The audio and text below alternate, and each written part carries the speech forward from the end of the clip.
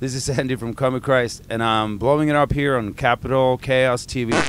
You are number 666. How did you first get into music? Long version.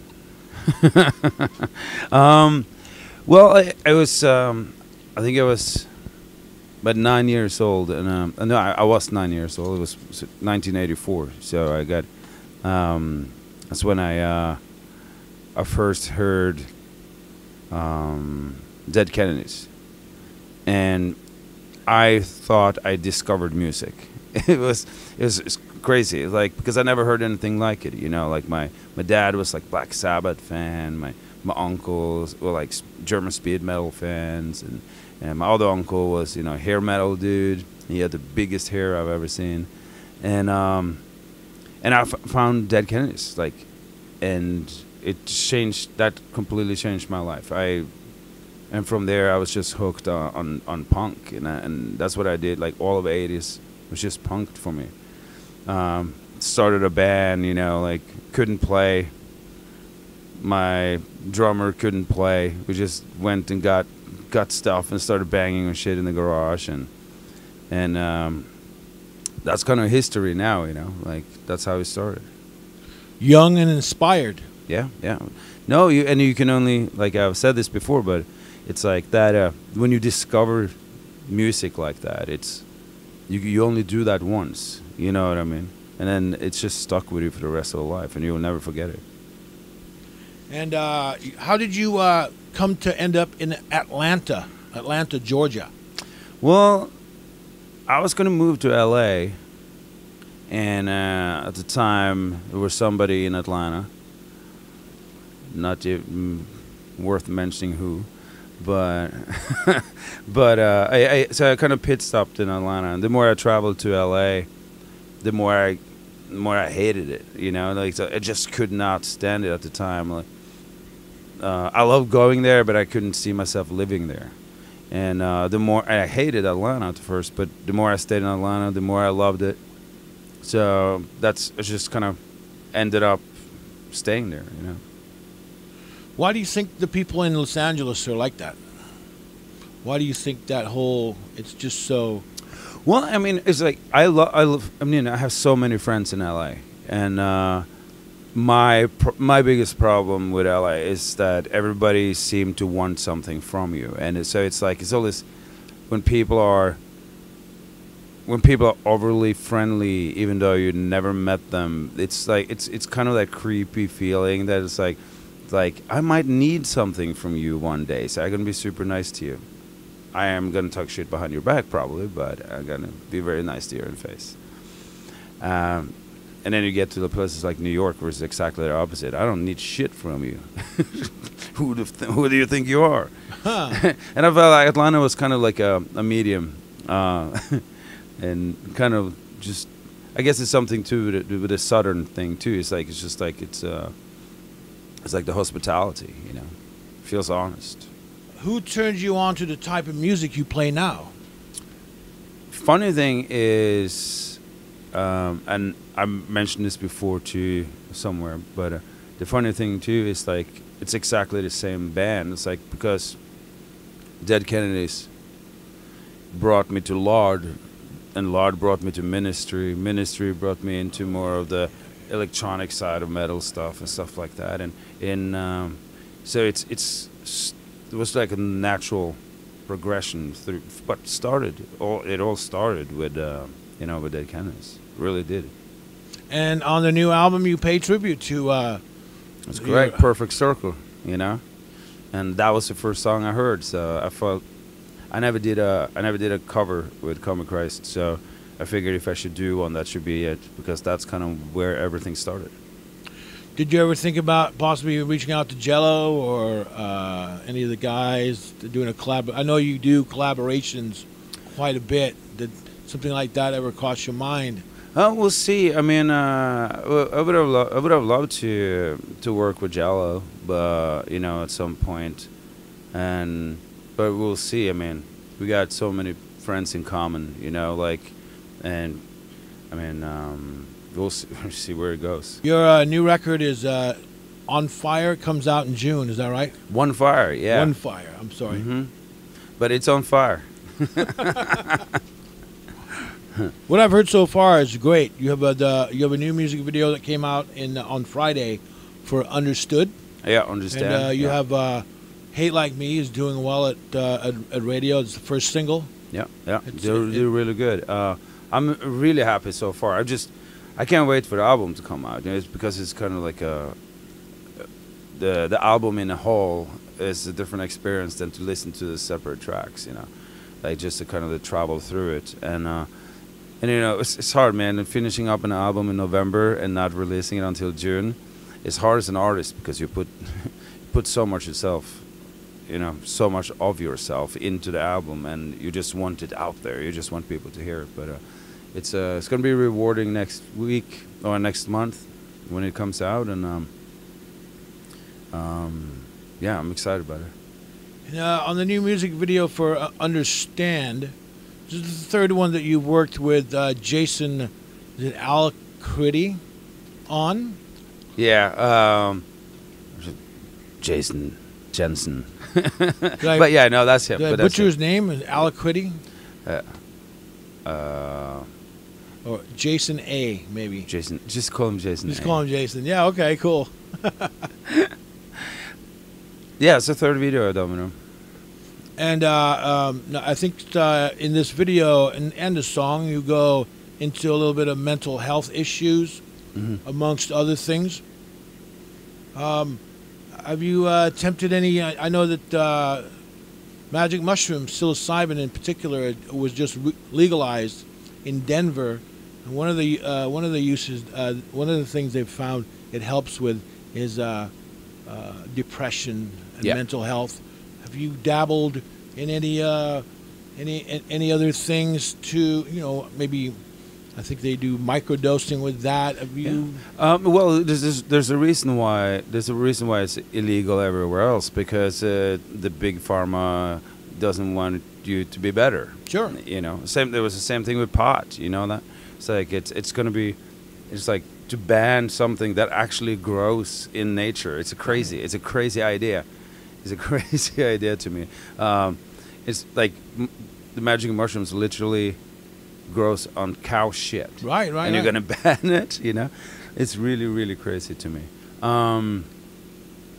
But yeah, no, I know the health benefits of this, and especially for like people, like it can be for ADD, it can be for ADHD, it can be for you know, depression, anxiety, and in micro doses, of course. I don't recommend taking a whole lot of mushroom if you have anxiety problems. Sure. Right. Yeah. I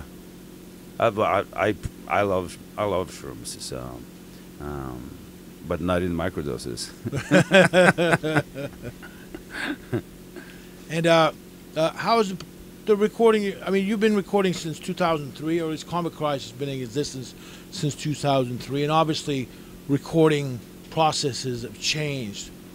Has there been any new? Have you developed somewhat of a formula over the last 5 to 10 years of doing it, or is there a new way that you've found or that you've seeked out? No, I mean it's. I have only one formula going in to write, and that is to not to repeat myself. It's kind of an anti-formula. I try to approach an album differently every time, but of course you sit down, you write a song. This is kind of the same process in one way, but I always try to approach it a little different, and then get into like a mental state where I kind of force myself into feeling a certain way, or like I put myself in a kind of soul-sucking little place to write, because that's when I write the best, and then but I approach it musically a little bit different every time. Like on this album on One Fire, I kind of went back and I listened to everything that I ever done, and I just decided I want to do an album with elements from every album. Not necessarily the same types of song, but the elements from the different types of albums, and put everything on one album. And that's what I did. And I think it's also why I feel like it's the most important piece so far.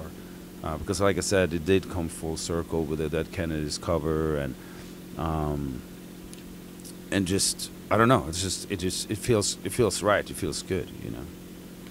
Do you have a go-to instrument when you're writing? Do you write with the guitar or with the piano, or? Equally, I would say equally. Sometimes I just I get out of the studio and I just take an acoustic guitar and I just sit on the couch and I just you know, just trying to distance myself mentally from the studio environment and kind of write naturally, you know. I recently spent 10 hours in the studio recording 3 songs with my band that I play here in Sacramento. I could not wait to get out of there. But I'm the bass player. I'm not really the focal. I'm not like the leader of the band. I'm not the guy who's going. You're the guy who's the buck stops with you. Yeah. So, how do you like that process? How do you like recording? And it must be nerve-wracking to some degree. I got my own studio, you know. So and it's just me. So I just go in the studio and it's just me, and I sit. It's literally sit in darkness, and I just have my screen on, and I just locks the door, and I sit in there, and it's by myself. And I write, and I record really, really loud. And because it's the music, and I need to be in that mental state to that it's that important and that focused. But every now and then it gets too much, and then that's when you have to get out. And if I sit down and I can't figure anything out within 10 minutes, I just walk out. There, I don't want to force anything, you know. I go back out, I get on my motorcycle, and hit the mountains, you know, just fresh air, get it out of the system, and you go back in and you start writing again. And same thing, if nothing happens within like 10 minutes, I'm just gonna go on and do something else. I never want to force myself to write. You have guests and collaborations on this album. You have a Burton C. Bell of Fear Factory, and is it Daniel of Hyob? Howjob. Hyob. I'm blind. I can't even read my own writing. Do you? Is this something that you enjoy doing on all your albums? I've not revisited your discography. Yeah. Is this something that you've always done? I've done it a couple of times. Like I had Brandon from Bleeding Through was a guest on one album. But